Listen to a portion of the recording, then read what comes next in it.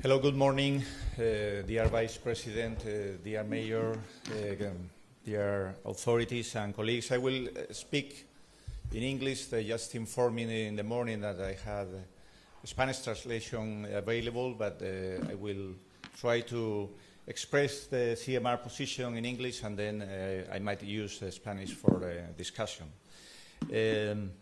First of all, I would like to thank Kede and his president, Mr. Patoulis, for his invitation to participate in this event, and I want him to congratulate, because I think it's a very good initiative, the signing of the CMR position, and I am going to propose to extend this initiative to the rest of the members of the CMR. And of course, I would like to express my gratitude to the Mayor of Samos for his hospitality. I'm sure the Mayor of Samos has done a lot of very good things, but one of them is visiting my city several times.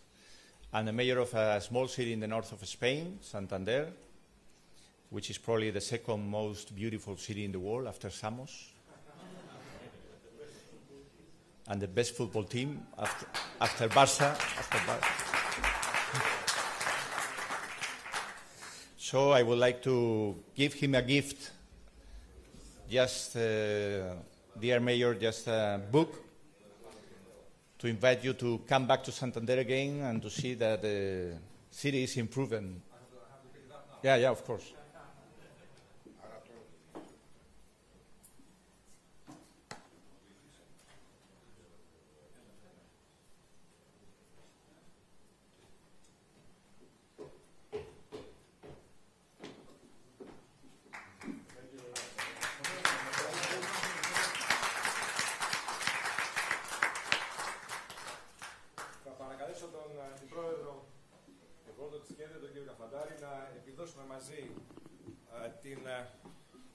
Plaqueta.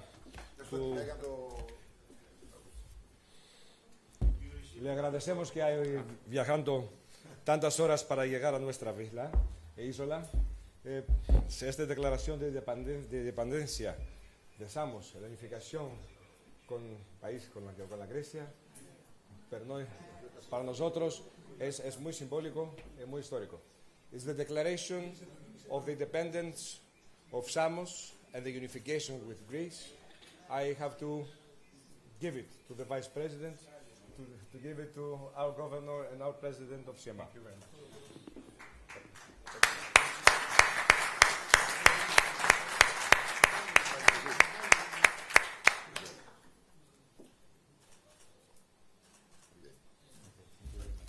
Thank you.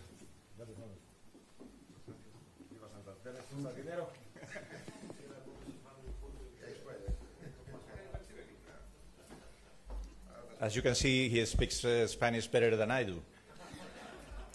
Anyway, it's a pleasure to be here to address this audience. And as you may know, the CMR, the Council of European Municipalities and Regions, that is representing 130,000 European local and regional authorities that are members of our 55 national associations, recently approved a call for a real common European asylum policy on the occasion of our Congress that was celebrated in Nicosia at the end of April.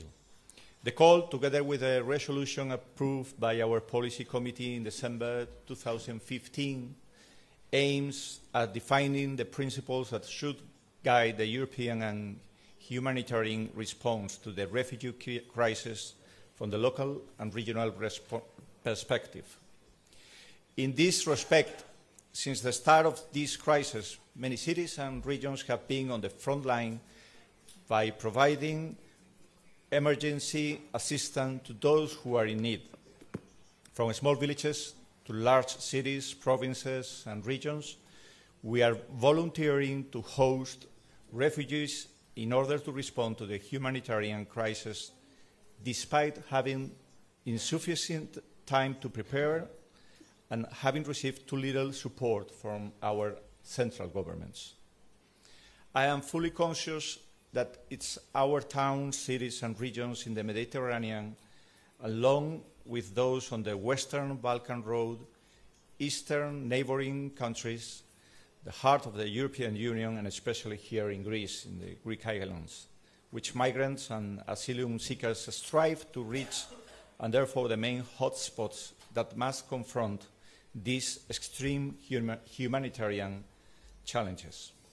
However, even if we are still suffering the disastrous consequences of the extreme financial crisis that has particularly hit my country, Spain, and yours, Greece, local and regional government from all over Europe, but from Greece in particular, have been at the front line by providing shelters, food, health service, social assistance, childcare, as we have already seen, when no other institution was able to do so, while assuming a disproportionate responsibility for delivering emergency assistance in coordination with, of course, volunteer groups and NGOs. And let me put it more clear. Without the engagement of local and regional government, as well as of volunteers and practitioners working on the ground, the European response to the crisis would have been even more discouraging. This is why, as President of CMR, I want to recall our commitment to the human values underlying the European project and recall the need for solidarity between European Union member states and beyond, while reaffirming that successful integration requires refugees to respect European values, in particular human rights and gender equality. As mass movements of people towards Europe and between continents will continue to increase, someone said that before, as a consequence of conflicts, climate change, and the wish to find a better future, we have no choice. We need to design altogether and integrated policies at all levels that enable us to provide with an effective response to the challenge of migration in the future. And in that endeavor, local and regional authorities will have a crucial role, as without us, as the main actors of inclusion and integration in the daily life of refugees, the European response to this crisis will not succeed. Because we cannot simply close our eyes and turn our back to those already being present in our streets, as we need to deal with the challenges every day. It's a question of responsibility and humanity. To do so, though, the refugee crisis needs to be solved at the European level by a renewed European asylum policy involving all member states in close partnerships with local and regional authorities, as well as with the civil society and volunteers. Therefore, we call on member states and the European Commission to continue developing safe, legal, and permanent pathways to Europe, as well as our commitment to the establishment of a fair, solidary, and permanent relocation system of refugees in all EU countries directly from the hotspots and EU neighboring countries through a safe passage.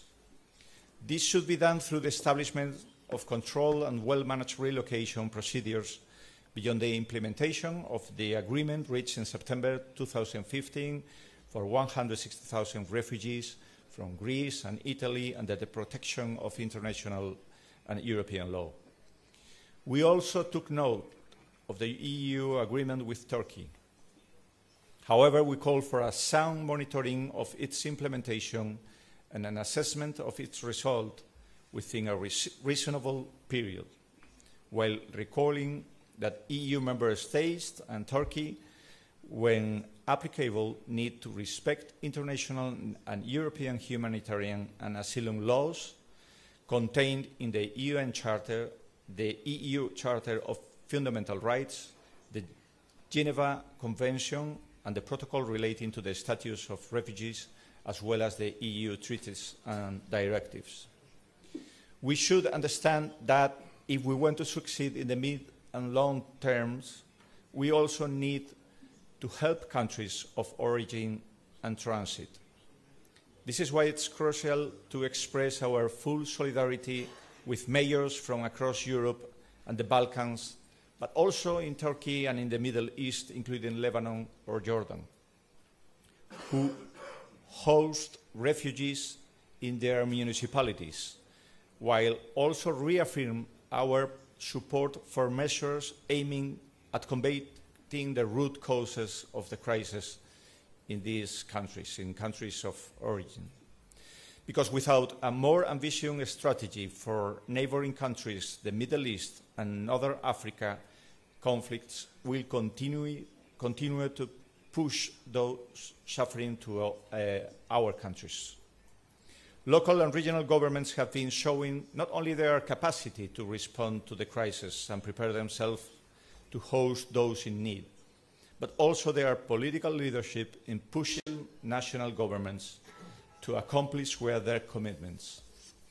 In this context, though, there is still much to do so that local and regional governments can effectively respond to the challenge of integrating refugees in our communities. Accordingly, we request that the European Union and the Member States respect local and regional self-governance and ensure the necessary means for the reception of refugees through appropriate funding for host local and regional governments and a permanent dialogue on the procedures to be followed with the central government.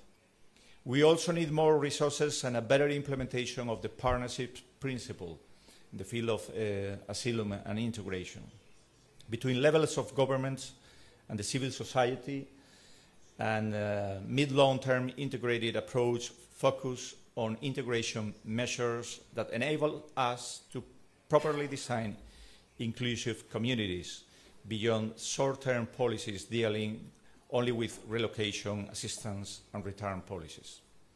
If we want to succeed, we have a good coordination in our strategy to respond to the challenges ahead.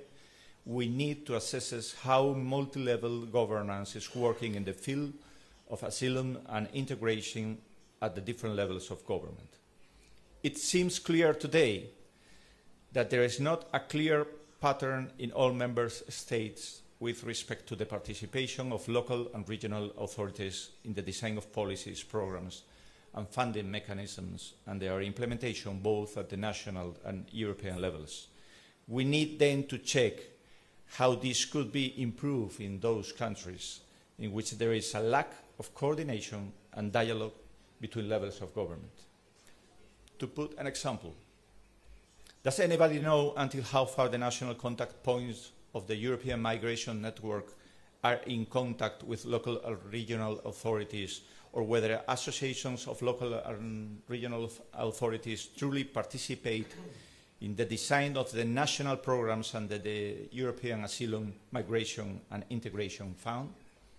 Or how many countries have structures of coordination under their Association of Local and Regional Government, which are the main interlocutors on the central government, to exchange information, share good practices, and co-decide on policies to be put in place? Fast integration in the labour market, innovative policies to put in place available housing for refugees, which is one of the most pressing problems for certain local authorities, the provision of healthcare, language training, and special protection for unaccompanied minors and women are indispensable if we want to succeed.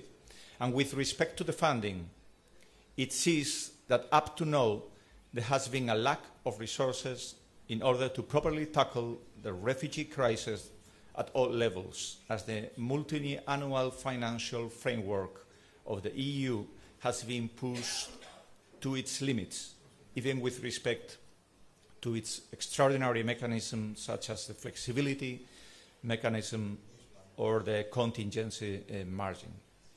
In addition, the European budget was not designed to confront situations of crisis that might require extraordinary resources, while the structural funds in general were not designed to address integration-related policies.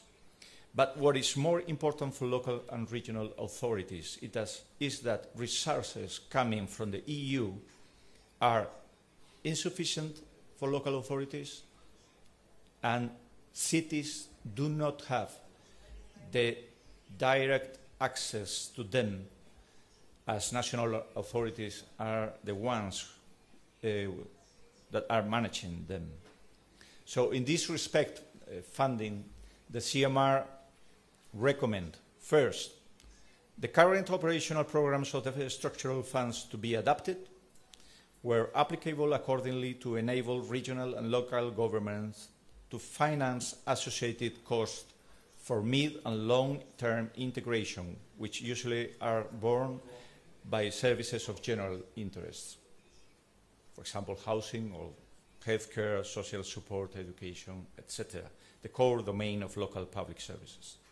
Second, that the negotiation on the revision of the future multi-annual financial framework, financing of hosting and integration of refugees should be taken into account, and a more balanced distribution of the part of the EU budget dedicated to asylum, migration and integration, and more concretely, that more resources are allocated to integration measures at local and regional level rather than to relocation and return policies. Third, EIB free loans be made available to municipalities and public bodies for the construction of housing and infrastructure. Four, the possibility to invest financial resources of public budgets for creating and strengthening utilities for hosting and integration refugees. Five, the reinforcement and better implementation of the partnership principle in the design, monitoring and evaluation phases of all the different existing EU funding mechanisms, programs and initiatives. And six, European and national authorities to organize early consultation processes to share information and data, to ensure better monitoring of cooperation between all levels of governments, and to simplify processes for applying for EU funding. And as long as security is concerned, we also believe, first, that the Schengen system should be respected for strengthening the security of the EU's external borders by the means of an operational European border and coast guard, as well as by an ambitious reform of the Dublin regulation to be implemented as soon as possible, while keeping with existing treaty provisions and opt-outs of freedom, security and justice and Schengen. Second, that we need a close monitoring of the status of safe countries of origin under international law in order to avoid illegal collective expulsions to war zones, while agreeing on a list at European level in order to speed up registration processes. Third, that it's crucial to speed up the processes to obtain international protection in order to transfer refugees to a destination given by the European Union, and where possible, take into account the specifics of the refugees and the country in question. With respect to integration, finally, which is probably one of the things that more concerns the local and regional governments, we, the CMR, believe, first, that depending on the national law, refugees who receive social benefits aiming at facilitating their integration could be requested to stay in the hosting local authorities they have been assigned for the period during which they receive support. Second, that we also need increased efforts to better coordinate actions in dialogue within local, regional and national governments, and to distribute refugees fairly with solidarity across all regions and municipalities at the European level and inside countries. Third, that central governments need to support local and regional authorities to avoid crowding out effects in the welfare state systems and with the potential risk of increasing xenophobia. 4, that we need more investment in education and further initiatives to help and encourage newcomers and, in particular, women to enter the labour market. 5, that special attention to conflict prevention at all levels of governments through the encouragement of dialogue between hosting communities and refugees in order to avoid rejection, xenophobia, and potential radicalization is needed. And finally, 6, that we need to reject any political exploitation of the refugee crisis while calling on the media to take up its responsibility in order to avoid radicalization and the spreading of extremist views. So to conclude, I would like to say that we need to be open to change. We'll be more stronger if we are able to suggest, especially to the European Commission and to the national governments, the changes that we think are the best for us, for the citizens and for the refugees. And that is why it's so important this conference KEDE is organizing. To do so, we ask for the support of the EU institutions to the CMR and its member associations to create a specific platform of exchange of practices and experiences focused on the integration of refugees by local and regional governments. And in addition, I also commit myself to further develop capacity building, peer review learning, and to exchange best practices between different tiers of government in close cooperation with civil society in order to arrive at an effective response to the crisis. We should also continue assessing the different material, financial resources, and institutional mechanisms at the EU level in order to see how they could be better used to improve their usefulness for local and regional authorities. More resources, partnership, and a reorientation of asylum and integration policies towards an integrated mid-long-term strategy focused on the need of cities and municipalities is the only response we can provide if we want to succeed. Thank you very much for your attention, and of